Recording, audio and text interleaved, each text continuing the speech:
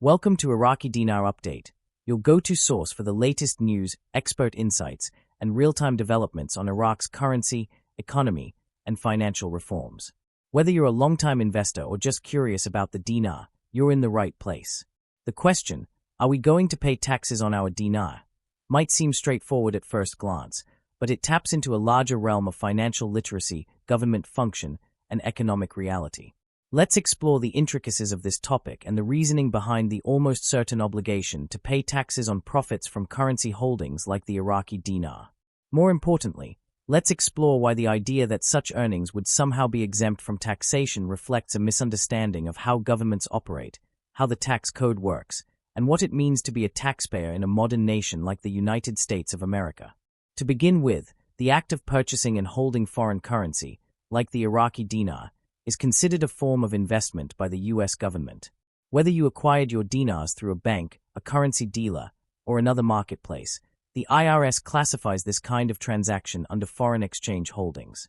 While some people mistakenly believe that owning currency is the same as holding cash, it actually isn't. In the eyes of the Internal Revenue Service, a foreign currency held for speculative purposes is a capital asset. That means when the currency gains value and you decide to exchange it back into US dollars at a higher rate than you originally paid, the difference is considered capital gain. And guess what? Capital gains are subject to taxes. The notion that you might not owe taxes on a windfall from a dinar revaluation is not only unrealistic, but it also ignores the foundational principles that keep the United States government functioning.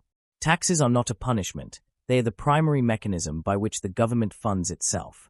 Every time you drive on a highway, benefit from public schools, rely on first responders, or expect Social Security or Medicare to be there in the future, you are interacting with systems sustained by tax revenue.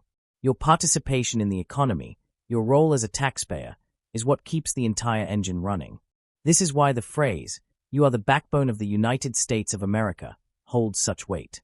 You, the ordinary citizen who pays income taxes, property taxes, sales taxes, and yes, capital gains taxes, are helping to maintain the largest, most complex democratic system in the world. This includes everything from defense and infrastructure to disaster relief and medical research. Without taxes, the government cannot function.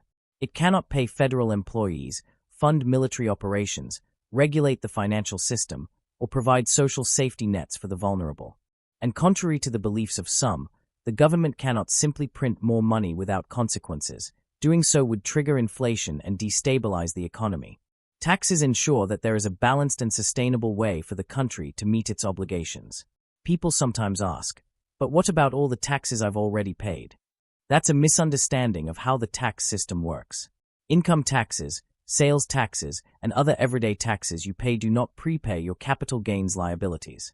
They serve different functions. Just because you pay taxes on your salary doesn't mean you get a free pass when you realize investment profits. Each type of income is treated differently. Some investors, hearing this, look for loopholes.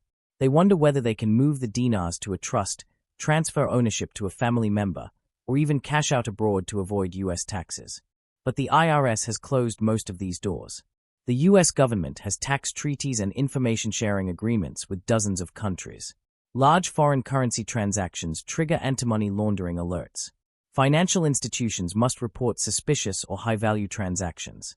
If you're a U.S. citizen or resident, your worldwide income is subject to U.S. taxation, regardless of whether money was earned or received. Attempting to sidestep this obligation could lead to even worse consequences than simply paying your fair share. There's also a philosophical aspect to consider.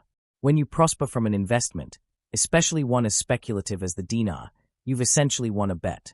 You bet that Iraq's currency would someday recover or rise in value, and if it does, you benefit. In the spirit of fairness and citizenship, it's reasonable to expect that you contribute a portion of that windfall to the nation that provided you with the legal protections and infrastructure to even make such an investment. After all, you didn't earn those profits in a vacuum. You live in a system that allows capital markets, protects property rights, and regulates banks. Your ability to invest and withdraw is backed by rule of law. The least one can do in return is to contribute back through taxes. Let's revisit that last line in the original comment. How else do you think America pays its bills? It may sound blunt, but it's entirely accurate. The federal budget runs on tax revenue. Social programs, national defense, disaster relief, border protection, veterans benefits, all of these are funded by taxes. Without taxpayer contributions, the government cannot function. And while deficit spending and debt instruments like treasury bonds do play a role in funding, they too are underpinned by the assumption that the government can collect taxes to pay those obligations in the future. In short, to believe you won't pay taxes on your dinar earnings is to exist in a financial fantasy. It's to imagine that somehow your gains are invisible to the very system that regulates every other form of capital gain. But tax law does not operate on feelings or beliefs, it operates on codified rules. And those rules are very clear about one thing: if you make money from an investment, you owe taxes on it.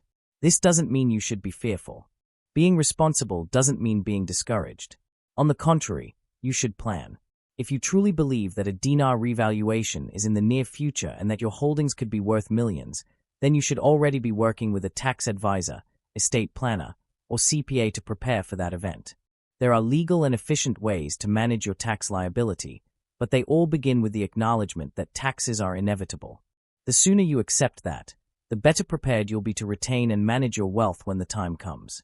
In conclusion, while it's understandable that people want to believe in a tax-free future after years of waiting and hoping, it's essential to stay grounded in reality. Taxes are not optional. They are the price of a civilized society. They are the contributions we make to support the very system that allows speculative investment to exist in the first place. So yes, you will pay taxes on your dinar profits, if and when they materialize. And no amount of wishful thinking will change that. Instead of resisting that reality, prepare for it.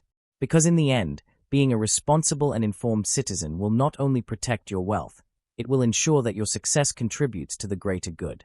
Thanks for tuning in to Iraqi Dinar Update. If you found this content helpful, be sure to like, subscribe, and hit the notification bell so you never miss a beat on Iraq's evolving financial landscape. Stay informed and stay ready.